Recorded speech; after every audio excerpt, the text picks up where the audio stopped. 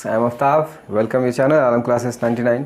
आज हम लोग pair of linear equation in two variable chapter 3 सीखेंगे। ठीक है, pair of linear equation in two variable में कुछ कॉन्सेप्चुअल, क्योंकि इंट्रोडक्शन है चैप्टर का, तो मैं इंट्रोडक्शन में पूरे कॉन्सेप्ट बताऊंगा थ्योरी का कि क्या क्या कुछ थ्योरी होते हैं उसके और कैसे कैसे क्वेश्चंस किस किस टाइप से सॉल्व होते हैं, है ना। तो सारे क्वेश्चन और कॉन्सेप्ट आप इसमें सीखेंगे।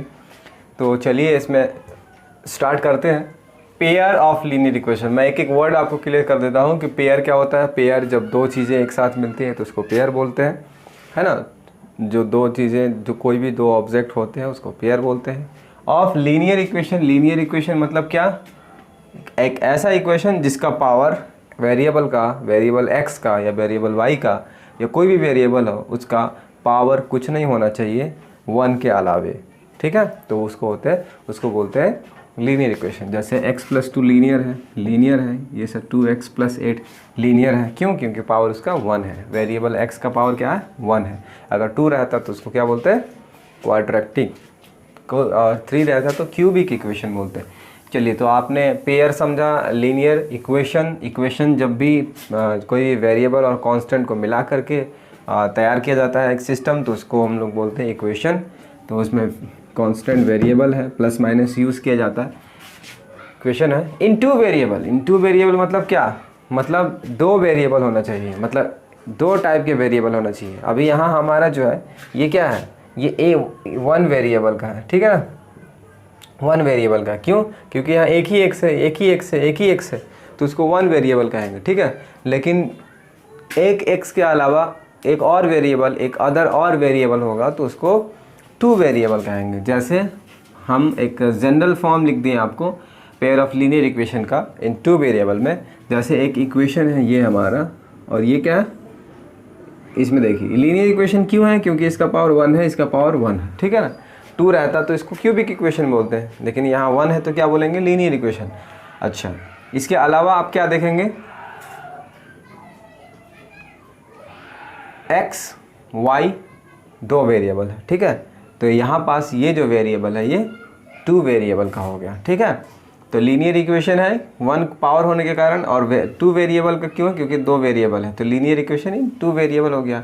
पेयर करने के लिए एक और इक्वेशन तैयार कर देंगे, तो नीचे एक और इक्वेशन है, और ये भी क्या है? टू वेरिएबल का है। तो दो इक्वेशन मिल गए इन टू वेरिएबल का, तो ये हो गया हमारा pair of linear equation in two variable. ठीक है ना, पेयर बन गया। ये जनरल फॉर्म है। a1 b1 c1, ये क्या है? कांस्टेंट है, कांस्टेंट नंबर है, कोई भी नंबर हो सकता है इसकी जगह पे। a1 b1 c1 की जगह पे कुछ भी हम लोग नंबर लिख सकते हैं, कुछ भी नंबर लिख सकते हैं। ठीक है ना, एनी नंबर लिख सकते हैं, पॉइंट में लिख सकते हैं, माइनस में लिख सकते हैं, प्लस में लिख सकते हैं, किसी भी फॉर्म में आ सकता है। ठीक है, केस है आपका क्या चीज़ें इसमें कंपलसरी होना चाहिए। तो a1 इक्वेशन फर्स्ट की हम बात करें तो a1 square plus b1 square का वैल्यू नहीं होना चाहिए ज़ीरो के। It is not equal to zero. a1 square plus b1 square is equal not to zero. ठीक है ना, तो ज़ीरो के इक्वल नहीं होना चाहिए। ऐसा कुछ केस, मतलब ऐसा कुछ वैल्यू हम लोग नहीं रखेंगे कि उसका स्क्वायर जैसे ज़ीरो हो जाए, है ना। ज़ीरो नहीं के इक्वल होना। जैसे a1 का वैल्यू ज़ीरो, b1 का वैल्यू ज़ीरो, तो zero square plus zero square क्या हो जाएगा? पूरा 0 0 आ जाएगा, तो ज़ीरो के इक्वल हो जाएगा, तो वो हमारा गलत हो जाएगा। कुछ ऐसा होना चाहिए कि ज़ीरो के इक्वल नहीं होना चाहिए। ये केसेस हैं। इस दूसरे वाले में भी केस वही है, a2 square plus b2 square equal to not zero, equal नहीं होना चाहिए ज़ीरो के। ये केस है। चलिए आगे बढ़ते हैं, और हमने ये दूसरा टॉपिक लिख दिया हुआ है कि रिप्रेजेंट एंड सॉल्व।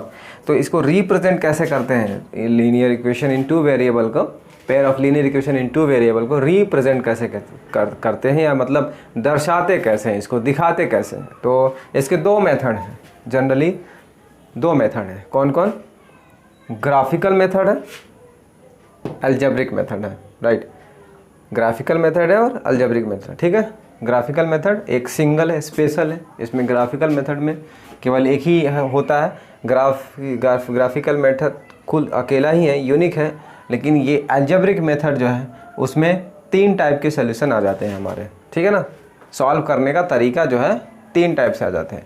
रिप्रेजेंट कैसे करते हैं, ग्राफिकली रिप्रेजेंट कर सकते हैं इक्वेशन को, या अल्जेब्रिकली हम लोग रिप्रेजेंट कर सकते हैं, दिखा सकते हैं। ग्राफ मतलब ग्राफ पेपर पर दिखा सकते हैं इस पूरे इक्वेशन को, और अल्जेब्रिक मेथड में हम लोग अल्जेब्रिकली हम लोग दिखा सकते हैं इस फॉर्म में। इसको अल्जेब्रिकली यानी इसको अल्जेब्रिक मेथड बोलते हैं ना, तो ये अल्जेब्रिक है, दिखाया गया अल्जेब्रिक है। और जब हम इसको ग्राफ में दिखाएंगे, ऐसे कुछ ग्राफ में ऐसे कुछ लेंगे तो उसको बोलेंगे ग्राफिकली रिप्रेजेंटेशन, ठीक है।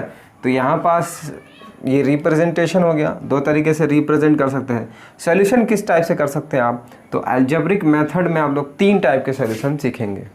कितने टाइप के, 3 टाइप्स में फर्स्ट होगा सब्स्टिट्यूशन मेथड। सब्स्टिट्यूशन मेथड क्या होता है, सब्स्टिट्यूशन मतलब एक जगह से दूसरे जगह हटा करके, मतलब एक क्वांटिटी को दूसरे क्वांटिटी में फिट करके, ठीक है ना। जैसे हम लोग सब्स्टिट्यूशन मेथड में हम लोग क्या करेंगे, 2 हमारे पास पेयर ऑफ इक्वेशन रहेंगे, और उसमें मैं आपको थोड़ा सा सब्स्टिट्यूशन मेथड का तरीका बता दूं, है ना। तो आपने इसको नोट किया होगा जनरल इक्वेशन को। चलिए मैं ज़्यादा मिटा भी नहीं रहा हूँ, ये जनरल इक्वेशन था, बैक करके लिख लीजिएगा इसको। मैं सब्स्टिट्यूशन मेथड का तरीका बताता हूँ कि कैसे होता है। थोड़ी सी एक एग्जांपल, जैसे 2x + y + 2 = 0, ये हमारा एक इक्वेशन है। फिर दूसरा इक्वेशन है x + y + 3 = 0, ये दूसरा इक्वेशन है। अब हम लोग क्या करते हैं, इसमें सब्स्टिट्यूशन मेथड में सब्स्टिट्यूट कर देते हैं, मतलब एक क्वांटिटी, मतलब इक्वेशन अगर इसको फर्स्ट सपोज करें, इसको सेकंड सपोज करें, तो फ्रॉम इक्वेशन फर्स्ट से हम लोग क्या करेंगे, y का वैल्यू सिंगल अगर करना चाहते हैं तो y को यहीं छोड़ते हैं, और इस 2 को और इस 2x को ट्रांसफ़र कर देते हैं उधर, तो दोनों क्या हो जाएंगे, माइनस में ट्रांसफ़र हो जाएंगे, ठीक है ना। अब यही वाला वैल्यू जो y का वैल्यू जो ये है, इसको यहाँ y का वैल्यू है ना, इसको हटाएंगे और इसके जगह पे ये सेट कर देंगे, ठीक है ना। फिर इस टाइप के मेथड को बोलते हैं सब्स्टिट्यूशन मेथड, ठीक है ना। सब्स्टिट्यूट मतलब हटा देना, है ना। उसको हिंदी में अगर जानना चाहते हैं तो बोलते हैं विस्थापित कर देना, मतलब एक ऑब्जेक्ट को हटा के फिर उसके जगह पे दूसरे को ला देना, तो इसको बोलते हैं सब्स्टिट्यूशन मेथड। एक मेथड आपने सीखा। और दूसरा होता है एलिमिनेशन मेथड। एलिमिनेशन में हम लोग कैसे करेंगे, तो इसी इक्वेशन में बताते हैं एलिमिनेट में कैसे करते हैं। एलिमिनेट में क्या करते हैं, जैसे कोई भी वेरिएबल ले लेते हैं, जैसे x का वेरिएबल, तो x का वेरिएबल यहाँ क्या है, कोफिशिएंट ले लेते हैं, वेरिएबल x का कोफिशिएंट ले लेते हैं। तो x का कोफिशिएंट यहाँ क्या है, 1 है, और यहाँ x का कोफिशिएंट क्या है, इक्वेशन फर्स्ट में 2 है। तो हम लोग अपोजिट इसमें मल्टीप्लाई करा लेते हैं, जैसे यहाँ 1 से यहाँ इंटू करा देंगे और इसको 2 से इंटू करा देंगे, और ये पूरा 1 जो है ना, इसमें पूरा इंटू होगा, और ये 2 भी पूरा इंटू होगा, ठीक है। अब ये 1 और 2 पूरा इंटू होगा जब, तो हमारा क्या मिल जाएगा, जैसे देखिए मैं यहाँ इंटू करा के देगा, 2x + y + 2 = 0, और 2 में इंटू कराएंगे तो हो जाएगा 2x, फिर 2 में ये होगा तो 2y, और ये 2 में 3 से इंटू होगा तो 6 हो जाएगा, राइट। अब साइन नीचे फिर उसी तरह से चेंज कर देंगे और ये कैंसिल हो जाएगा, बाकी y का टर्म बच जाएगा हमारा। भाई ये -2x और ये +2x कैंसिल हो गया, तो ये बचा -y, और ये क्या बचा -4 = 0, तो y का वैल्यू क्या मिल गया, -y = +4, यानी y का वैल्यू +4 मिल गया। मैं पूरा सोल्यूशन बताऊंगा, जो भी क्वेश्चन आएगा। एक तरीका बता रहा हूँ कि क्या कैसे होता है, एलिमिनेशन मेथड होता क्या है वो बता रहा हूँ। तो हमने क्या देखा कि जब भी कोफिशिएंट से मल्टीप्लाई किया, क्रॉस मल्टीप्लाई किया, तो क्या हुआ, यहाँ x का रोल ख़त्म हो गया, मतलब x गायब हो गया। x क्या हो गया, गायब हो गया। तो गायब होना, एलिमिनेशन का मतलब तो गायब हो जाना, गायब कर देना, तो एलिमिनेशन में गायब करते हैं, ठीक है ना। और सब्स्टिट्यूशन में एक मतलब एक जगह से दूसरे जगह एक वैल्यू को उठा करके दूसरे वाले में फिट करते हैं सब्स्टिट्यूशन में। फिर होता है क्रॉस मल्टीप्लिकेशन मेथड, ठीक है ना। तो क्रॉस मल्टीप्लिकेशन में फार्मूला लगता है ना, क्रॉस मल्टीप्लिकेशन में फार्मूला लगता है। और मैं आपको क्रॉस मल्टीप्लिकेशन में जैसे x का वैल्यू होता है तो इसके नीचे हम लोग फार्मूला लगाते हैं, और फार्मूला लगाने का तरीका जो है जैसे कुछ ऐसा होता है, इसको इससे कोफिशिएंट से मल्टीप्लाई कराते हैं, फिर माइनस का साइन देते हैं और इसको इससे मल्टीप्लाई कराते हैं, तो ये क्रॉस मल्टीप्लिकेशन मेथड होता है। खैर ये सारा पूरा मैं इसको ट्रिकली बताऊंगा आपको। तो इस टाइप से हम लोग 3 मेथड किस में, अलजेब्रिकली मेथड में सीखते हैं और ग्राफिकली मेथड में रिप्रेजेंट करते हैं। फिर साथ ही साथ मैं आप क्या होता है, शायद आप थोड़े बहुत समझ गए होंगे कि कितने टाइप के हमको मेथड इस्तेमाल करना है इस पूरे चैप्टर में। एक ग्राफिकली मेथड इस्तेमाल करना है और अलजेब्रिकली में हम लोग सीखेंगे एलिमिनेशन, सब्स्टिट्यूशन और क्रॉस मल्टीप्लिकेशन, 3 मेथड। तो टोटल कितने हो गए, 4 मेथड हो गए, है ना। तो 4 मेथड सीखेंगे। आपने सीखा कि pair of linear equation in 2 variable क्या होता है, ये सीखा, ठीक है ना। अब कुछ मैं टर्म्स बताने वाला हूँ, अगर आपको कुछ इसमें नोट करने लायक हो तो नोट करिए। स्टूडेंट्स, अब हम लोग सिचुएशंस कुछ जानने वाले हैं। सिचुएशंस क्या होते हैं, सिचुएशंस या केसेस आप समझ सकते हैं, ठीक है ना। तो सिचुएशन और केसेस के बारे में आप जान लीजिए क्या होता है। ग्राफिकली सिचुएशन और अलजेब्रिक सिचुएशन दोनों चीज़ मैं बताने वाला हूँ आपको। ग्राफिकली सिचुएशन में क्या होता है, जैसे हम लोग ग्राफ बनाएंगे किसी इक्वेशन का। जैसे हमारा ये इक्वेशन मिला था a1x b1y c1 = 0। 2 इक्वेशन इस तरह से आपको पता था, इसके पहले मैंने बताया आपको, c2 = 0। अब इसमें सिचुएशन देखेंगे। जैसे हमारा ये वैल्यू जो है, ये वैल्यू मैं ग्राफिकली और अलजेब्रिकली दोनों का कॉम्बिनेशन बता रहा हूँ। अगर आप इस पूरे इक्वेशन का ग्राफ ड्रा कर रहे हैं, ग्राफ बना रहे हैं, ग्राफ बनाना मैं सिखाऊंगा। आप पॉइंट पर आते हैं और ग्राफ बनता है। फाइनली अगर ग्राफ बनकर तैयार हो जाता है और ग्राफ कुछ इस तरह से बनता है, ग्राफ कुछ इस तरह से बनता है। इस तरह से बनने का मतलब कि इंटरसेक्ट करता है, एक दूसरे को क्या करता है, कैंसिल करता है, काटता है। क्या करता है, इंटरसेक्ट करता है। क्या करता है, इंटरसेक्ट करता है। अगर ग्राफ इंटरसेक्ट करता है तो उस कंडीशन में केस का नाम दिया जाता है कंसिस्टेंट। क्या, pair of linear equation in 2 variable क्या है, कंसिस्टेंट है। कंसिस्टेंट मतलब संगत है, हिंदी में उसको बोलते हैं। मतलब इसका सॉल्यूशन कैसा है, तो सॉल्यूशन है यूनिक सॉल्यूशन। यूनिक मतलब बोलते हैं ना एकदम इसके जैसा कोई नहीं है भाई, ये यूनिक है। यूनिक का मतलब केवल एक सॉल्यूशन मिलता है, इसमें एक टाइप का सॉल्यूशन मिलेगा, उसके अलावा दूसरा आंसर नहीं आएगा। Linear pair of linear equation in 2 variable में हमारा इसमें x का वैल्यू मिलेगा और y का वैल्यू मिलेगा। तो x और y का वैल्यू जो मिलेगा वो, जैसे x का वैल्यू अगर 2 मिलेगा और y का वैल्यू 3 मिलेगा ओनली, तो इसके अलावा कुछ और वैल्यू नहीं आ सकता है। आप चाहे कितनी बार, कितनी हज़ार बार भी सॉल्व कर ले, वो 2 और 3 वैल्यू ही मिलेगा हर बार। तो इसको बोलते हैं यूनिक सॉल्यूशन, ठीक है ना। कब होता है यूनिक सॉल्यूशन, जब ग्राफ में इंटरसेक्ट करता है। तो क्या करता है, ग्राफ में इंटरसेक्ट करता है तो उसको नाम क्या देते हैं, consistent. This is pair of linear equation is consistent, it has unique solution. क्या होता है, तो समझ में आ गया। इंटरसेक्ट करे तो कंसिस्टेंट नाम दिया जाता है इसको, इस pair of linear equation in 2 variable को, और इसमें सॉल्यूशन मिलता है यूनिक सॉल्यूशन, ठीक है, समझ आ गया। अब एक और केस बताता हूँ, इसमें मेथड क्या लगता है, हम लोग चेक कैसे कर सकते हैं कि ग्राफ इंटरसेक्ट कर रहा है कि नहीं कर रहा है। आप इसको ट्रिक समझ लीजिए, या मेथड या फार्मूला। तो हम लोगों को 2 इक्वेशन है ना, 2 इक्वेशन से पता चल जाएगा कि ये ग्राफ कैसा बनने वाला है। इक्वेशन से ही पता चल जाएगा ग्राफ कैसे बनने वाला है। तो कैसे ग्राफ बनने वाला है, इसके लिए आपको क्या करना होगा, जैसे कुछ भी यहाँ वैल्यू रहेगा ना, x के बगल में कुछ वैल्यू रहेगा 1 2 3 कुछ भी नंबर, तो a1 का वैल्यू अपॉन a2 का वैल्यू इक्वल b1 का वैल्यू और b2 का वैल्यू रख करके हम चेक करेंगे। अगर ये दोनों इक्वल नहीं आते हैं, इक्वल नहीं आते, मतलब इक्वल नहीं होते हैं, तो हम लोग समझ जाएंगे कि ग्राफ जो है ना वो इंटरसेक्ट करने वाला है। एग्जांपल दे देता हूँ, जैसे 2x + 3y + 5 = 0, 3x + 5y 6 = 0। इस टाइप से इक्वेशन आपको दिया हुआ है, बोल रहा है कि बताइए कि कंसिस्टेंट है कि नहीं है, बताइए कि यूनिक सॉल्यूशन है कि नहीं है इसका, बताइए कि ग्राफ इंटरसेक्ट करेगा कि नहीं है। इस टाइप से 3 टाइप से क्वेश्चन बन सकते हैं इसके। तो आप क्या करेंगे, a1 का वैल्यू क्या है, 2 है, a2 का वैल्यू क्या है, 3 है, b1 का वैल्यू क्या है, 3 है, राइट, b2 का वैल्यू क्या है, 5 है।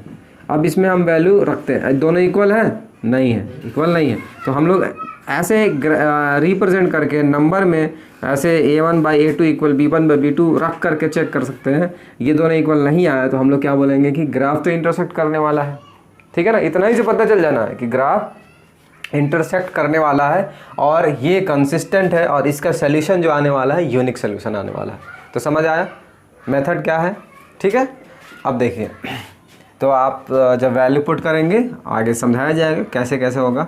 इसी टाइप में आप देख लीजिए दूसरा वाला, तो इंटरसेक्ट करेगा तो आपको एक चीज़ तो ध्यान में आ गया होगा कि जब भी इंटरसेक्ट करेगा तो वो क्या होगा, यूनिक सोल्यूशन होगा, कंसिस्टेंट होगा।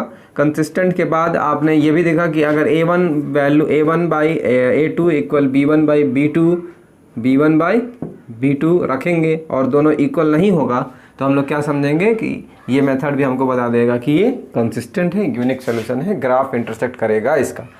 अब हम लोग आगे आते हैं इनकंसिस्टेंट में, जिसका सोल्यूशन ही नहीं होता है, जिसका सोल्यूशन ही नहीं होता है। ऐसे में आपको कौन सा मेथड अप्लाई करना होगा, इनकंसिस्टेंट जो होते हैं इसमें आपको ध्यान देना होगा कि ये जो पूरे जो इक्वेशन, जैसे अब मैं आपको रिप्रेजेंट कर देता हूँ a1 by a2 right, b1 by b2 equal not c1 by c2, मतलब ये दोनों इक्वल मिल जाएंगे। जैसे हमने यहाँ पास लिख दिया 2x plus 3y equal plus 5 equal 0, फिर लिख दिया 2x प्लस 3y 7 इक्वल 0। अब देखिए 2a1 बाई a2, भाई a1 ये है a2 ये है right, equal 3 by 3 b1 by b2 equal 5 by 7। भाई जो भी नंबर है ना उसको डिवाइड में रखते हैं बस, वो a1 a2 b1 b2 c1 c2 सच जाता है। अब ये दोनों कैंसिल आउट होगा तो क्या मिलेगा 1, ये दोनों कैंसिल आउट होगा तो क्या मिलेगा 1, तो ये 1 इक्वल 1, तो 1 इक्वल 1 और 1 के इक्वल है 5 बाई 7, नहीं है ना, तो कट कर देंगे। इस टाइप से मिलेगा तो इसको बोलेंगे इनकंसिस्टेंट।